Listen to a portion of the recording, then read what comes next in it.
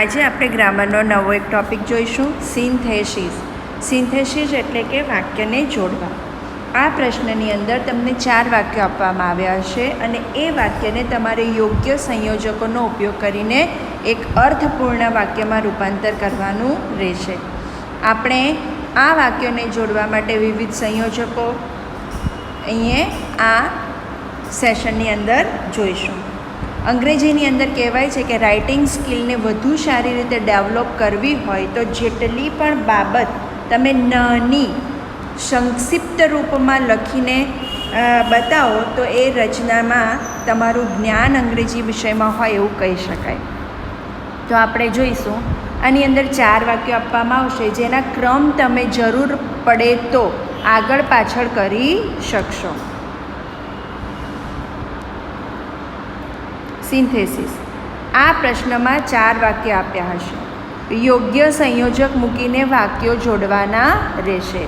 4 વાક્યનું એક અર્થપૂર્ણ વાક્ય બનાવવાનું રહેશે. વાક્યને જોડવા સંયોજકોનો ઉપયોગ કરવાનો રહેશે. હવે આપણે 3 પ્રકારના સેન્ટેન્સ જોઈશું. આ પ્રથમ પાર્ટમાં આપણે સિમ્પલ સેન્ટેન્સ જોઈશું અને કમ્પાઉન્ડ સેન્ટેન્સ જોઈશું. સિમ્પલ સેન્ટેન્સ એટલે કે સાદા વાક્યો. આ પ્રકારના વાક્યોમાં વાક્યોને જોડવા કોઈ પણ કંજક્શનનો એટલે કે સંયોજકનો ઉપયોગ કર્યા વગર એડજેક્ટિવ એટલે કે વિશેષણ કે ફ્રેઝ એટલે કે શબ્દ સમૂહનો ઉપયોગ કરીને વાક્ય જોડવામાં આવે છે. Simple sentence. Simple sentence contain one independent clause. Simple સેન્ટેન્સની અંદર એક પોતાનો ઇન્ડિપેન્ડન્ટ ક્લોઝ હોય છે. It contains a subject and a verb. અને એની અંદર વિષય અને વર્બ પણ હોય જ છે. For example, she brushes her teeth in the morning, the baby laugh. તમે આ સેન્ટેન્સ વાંચશો તો એનો સંપૂર્ણ મિનિંગ તમને જોવા મળશે. She brushes her teeth in the morning, the baby laugh.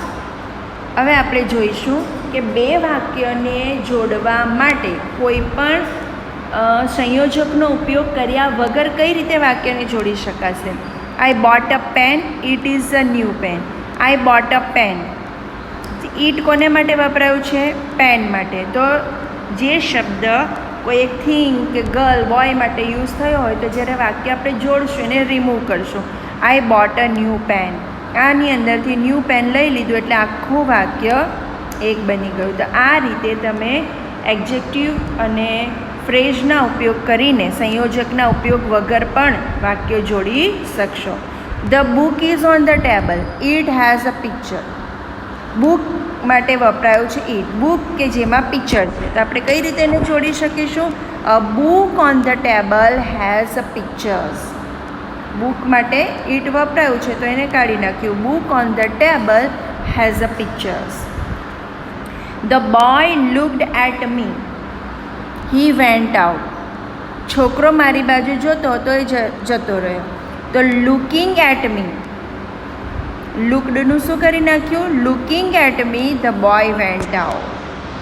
આ સેકન્ડ પોઝિશન પર લઈ આવ્યા. વેન્ટ આઉટની સાથે હીની જગ્યાએ બોય લઈ લીધું અને looking at me the boy went out. આવા ચેન્જીસ તમે કરીને 2 વાક્યનું એક વાક્ય બનાવી શકશો.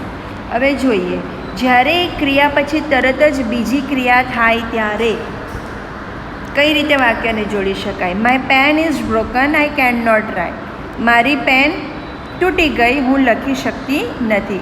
આઈ can not write with my broken pen. શું યુઝ કર્યું અહીંયા?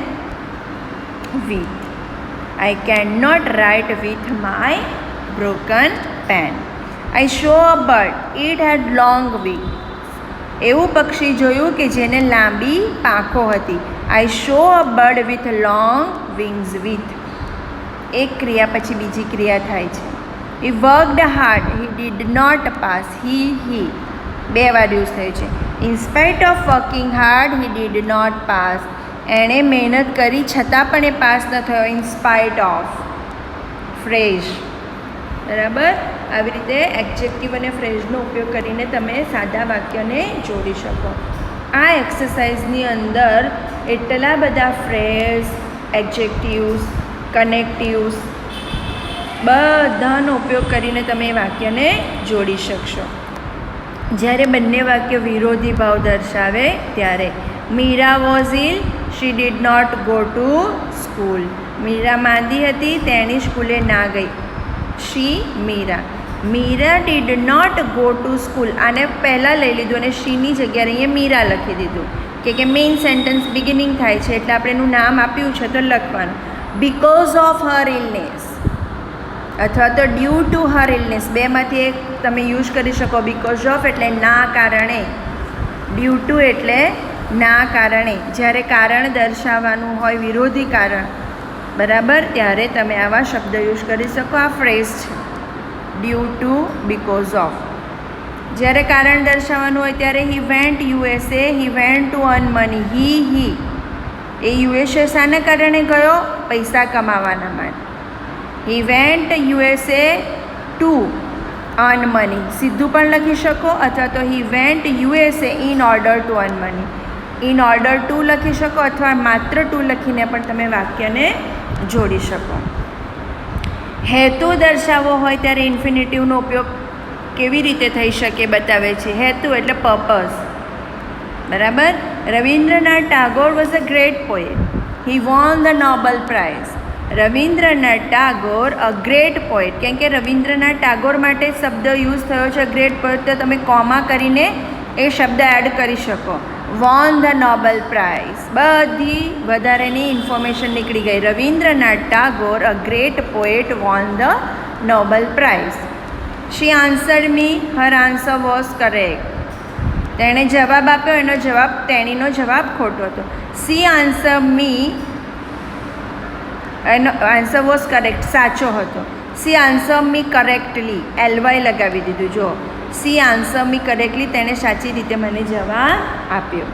તો આ થયા સિમ્પલ સેન્ટેન્સને તમે ફ્રેઝ કે એડજેક્ટિવનો ઉપયોગ કરીને વાક્યને તમે જોડી શકો છો. એડજેક્ટિવ હોય, ટુ, TOO, ઇનફ, એવા ઘણા શબ્દો છે કે જેના દ્વારા તમે વાક્યને જોડી શકો. આ એક્સરસાઇઝની અંદર તમારી પાસે અંગ્રેજીમાં એડજેક્ટિવ, ફ્રેઝ, કમ્પાઉન્ડ સેન્ટેન્સ માટેના કન્જક્શન, કોમ્પ્લેક્સ સેન્ટેન્સની અંદર આવતા adjective, clause, adverb, clause, noun, clause, આ દરેક સબઓર્ડિનેટ કન્જક્શન જેનું લિસ્ટ તમે ધોરણ પ્રાઇમરી સ્ટાન્ડર્ડથી કદાચ શીખીને આવ્યા છો. તમે ગમે તેનો પણ ઉપયોગ કરીને જ્યાં જરૂર હોય એ પ્રમાણેની વધારેની માહિતી કાઢીને તમે આ વાક્યને જોડી શકશો. હવે છે કમ્પાઉન્ડ સેન્ટેન્સ. કમ્પાઉન્ડ સેન્ટેન્સની અંદર બે કે તેથી વધુ વાક્યને જોડવા માટે સંયોજકોનો ઉપયોગ કરવામાં આવે છે. દાખલા તરીકે એન્ડ, બટ, ઓર, સો. આ વારંવાર તમે આગળના ધોરણોમાં શીખી ગયા છો. એક જ પ્રકારના અર્થ, ક્રિયા, ભાવ દર્શાવતા વાક્યને એન્ડને સ્થાને as well as, not only but also, both, and જેવા સંયોજકોનો પણ ઉપયોગ તમે કમ્પાઉન્ડ સેન્ટેન્સની અંદર કરી શકો છો. Compound sentence contain two independent clause. તેની અંદર બે ઇન્ડિપેન્ડન્ટ ક્લોઝ હોય છે. And are linked by a coordinate conjunction, અને કોઓર્ડિનેટ કન્જક્શન દ્વારા તે જોડાયેલું છે. Coordinate conjunction can be include. આ કોઓર્ડિનેટ કન્જક્શન કયા કયા શબ્દોથી તમે આઈડેન્ટિફાઈ કરી શકો? તો એમાં for, and, nor, but, or, yet અને સો જેવા શબ્દોનો ઉપયોગ થયેલો હોય. She brushes her teeth in the morning, so her teeth are nice and clean. So આ કમ્પાઉન્ડ સેન્ટેન્સ છે કે આ ઇન્ડિપેન્ડન્ટ ક્લોઝ છે અને આ ડિપેન્ડન્ટ ક્લોઝ છે. ઇન્ડિપેન્ડન્ટ કે બ્રશ કરે છે તેથી એના દાંત સફેદ છે. તો શા કારણે સફેદ છે? તો એને માટે આ ક્રિયા જરૂરી છે. તો દેટ ઇઝ ઇન્ડિપેન્ડન્ટ ક્લોઝ અને આ ઇન્ડિપેન્ડન્ટ ક્લોઝ છે અને આ પણ એની સાથે જોડાયેલું છે. તો એને શાનાથી જોડેલું છે? શોથી. બે ઇન્ડિપેન્ડન્ટ ક્લોઝથી બંને જોડાઈને આ વાક્ય બન્યું છે. The baby laughed at the cartoon and he played with his toy. Baby laughed at the cartoon. કાર્ટૂનમાં હસે છે અને એના રમકડાથી રમે છે. શાનાથી જોડાયેલું છે વાક્ય? એન્ડ, બરાબર, અનેથી જોડાયેલું છે. તો આ જે શબ્દો છે એનો ઉપયોગ કરીને કમ્પાઉન્ડ સેન્ટરની અંદર કન્જક્શનનો તમે ઇન્ક્લુડ કરી શકો છો, જેની અંદર બે પોતે ઇન્ડિપેન્ડન્ટ ક્લોઝ આવેલા છે જે જોડાયેલા હશે, બરાબર. અને શો એટલે કે આ દાંત ચોખ્ખા કરે છે માટે એના દાંત ક્લીન છે. હવે એમાં આપણે જોઈશું કનેક્ટિવનો ઉપયોગ કઈ રીતે કરશું. તો એન્ડ અને I can read Hindi, I can write Hindi. અને વાક્ય જોડવું હોય તો I can read and write Hindi. આ બધું જે ડબલવાળું યુઝ થયું છે એને આપણે કાઢી નાખશું. Meeta is going to market, Hina is going to market. Meeta and Hina, અહીંયા બે નામ આવ્યા એટલે ઇઝનું આર થઈ જશે, આર ગોઈંગ ટુ માર્કેટ. તો કમ્પાઉન્ડ સેન્ટેન્સની અંદર એન્ડ દ્વારા તમે આવી રીતે વાક્યને જોડી શકશો. પછી બટ એટલે પરંતુ. બટની જગ્યા પર તમે યેટ, સ્ટીલ અને બટ આ ત્રણે ત્રણનો અર્થ પરંતુ થાય છે. કોઈ પણ વિરોધી ભાવ દર્શાવવા માટે આ ત્રણમાંથી ગમે તે એક પણ સંયોજક એટલે કે કન્જક્શનનો તમે ઉપયોગ કરી શકશો. વિરોધી ભાવ દર્શાવવાના વાક્યને જોડવા માટે આ વપરાય છે. એના એક્ઝામ્પલ જોઈએ. Virat worked hard, he could not succeed. Virat worked hard but could not success. He કાઢી નાખ્યું કારણ કે ઓલરેડી એને માટે વિરાટ યુઝ થયું છે ને અહીંયા આપણે બટ મૂક્યું કે તેણે સખત મહેનત કરી છતાં પણ તે સફળતા ન મળી. વિરોધી. He is old, he is strong.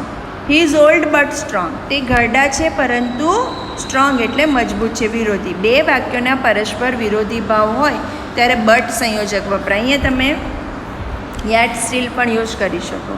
Yet steel હજુ સુધી છતાં પણ. Her eyes are weak yet she watches TV. તેની આંખો નબળી છે છતાં પણ તે ટીવી જોએ છે. વિરોધી ભાવ. Are you not ready yet. હજુ સુધી તમે તૈયાર નથી થયા. હજુ સુધી માટે પણ આ શબ્દ યુઝ કરી શકાય. Sachin is tired yet is playing. Sachin tired એટલે થાકેલો છે છતાં પણ તે રમે છે, બરાબર. હવે ઓર એટલે અથવા તો નહીંતર. ઓરની સાથે સાથે તમે કમ્પાઉન્ડ સેન્ટેન્સની અંદર અધરવાઇઝ, આઈધર ઓર અને નાઈધર નોરનો ઉપયોગ કરી શકો. ઓર એટલે અથવા, અધરવાઇઝ એ પણ તમારે કોઈક ચોઇસ માટે યુઝ કરવાનો હોય છે. અને આઈધર ઓર અને નાઈધર નોર. આઈધર નોર એટલે કે અલ્ટરનેટિવ ચોઇસ, બેમાંથી એક. અને નાઈધર નોર એટલે બેમાંથી એક પણ નહીં, નેગેટિવ અર્થ માટે તમે કમ્પાઉન્ડ સેન્ટેન્સની અંદર ઉપયોગ કરી શકો, બરાબર છે. ઓર પરિણામ અથવા વિકલ્પ સૂચવે. Run fast, you will lose the race.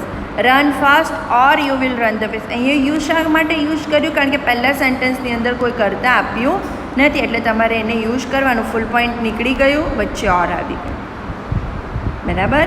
Will you have a T, will you have a coffee, alternative choice. બેમાંથી એકની પસંદગીમાં તમે ડાયરેક્ટ ઓરનો પણ ઉપયોગ કરી શકો. જુઓ, will you have T or coffee, વિકલ્પ. હવે જુઓ, અધરવાઇઝ. અધરવાઇઝ એટલે નહીંતર, વિપરીત અસર કે પરિણામ દર્શાવે છે. એ ઓરનું સમાનાર્થી જ છે. ઓર પણ યુઝ થાય અને otherwise. Run fast or you will lose the race. Run fast, otherwise you will lose the race. Finish your lunch quickly, you will be late for school. Finish your lunch quickly, otherwise you will be late for the school. શરત અને પરિણામ. આ બંને ઓર અને otherwise તમે use કરી શકો છો. હવે આઈધર ઓર એટલે પસંદગી. Give me a rich pen, give me a blue pen. Red pen, give me a blue pen. Give me either red pen or a blue pen. જુઓ, બે વાર ગીવ મી છે, એકવાર થઈ ગયું આઈધર ઓર એટલે ક્યાં તો મને રેડ પેન અથવા તો બ્લુ પેન આપો. બેમાંથી ગમે તે એકની પસંદગી. He will visit Jaipur, he will visit Udaipur. He will visit either Jaipur or Udaipur. બે વિકલ્પોમાંથી કોઈ પણ એક વિકલ્પને દર્શાવવા માટે. હવે નાઈધરનો. એમાં પણ બે વિકલ્પમાંથી એક વિકલ્પની પસંદગી પણ નકારાત્મક એટલે કે બેમાંથી એક પણ નહીં. જુઓ, Suhani is not clever, Suhani is not hard working. Suhani is neither clever nor hard working એટલે તે હોશિયાર પણ નથી અને સખત મહેનત કરવાવાળી પણ નથી. સુહાની ઇઝ નોટ બે વાર યુઝ થયું છે, રિમૂવ કરી નાખ્યું. અને જ્યારે નાઈધરનો ઉપયોગ અને નોરનો ઉપયોગ કરશું ત્યારે નોટ સેન્ટેન્સમાંથી નીકળી જશે કારણ કે આ શબ્દનો અર્થ પણ નેગેટિવ જ થાય છે. Reena will not drink tea, Reena will not take biscuit.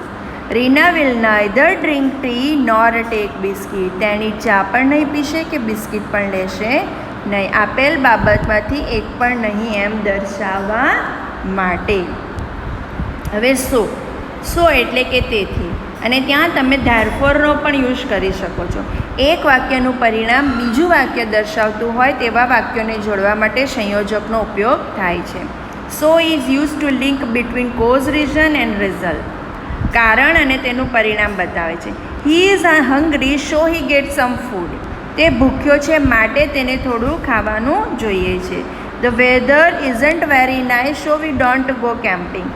વાતાવરણ સારું નથી તેથી અમે કેમ્પિંગ માટે જવાના નથી. He lose the key so he couldn't get into the room. તેણે ચાવી ગુમાવી તેથી તે રૂમમાં પ્રવેશી શક્યો નહીં.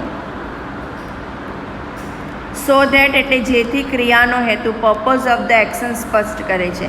આઈ will give you a pen so that you can write nicely. મેં તને પેન આપી તેથી તે સારી રીતે તું લખી શક્યો. સારી રીતે શું કામ લખી શક્યો તો એની સ્પષ્ટતા આપે છે અહીંયા સો ધેટથી.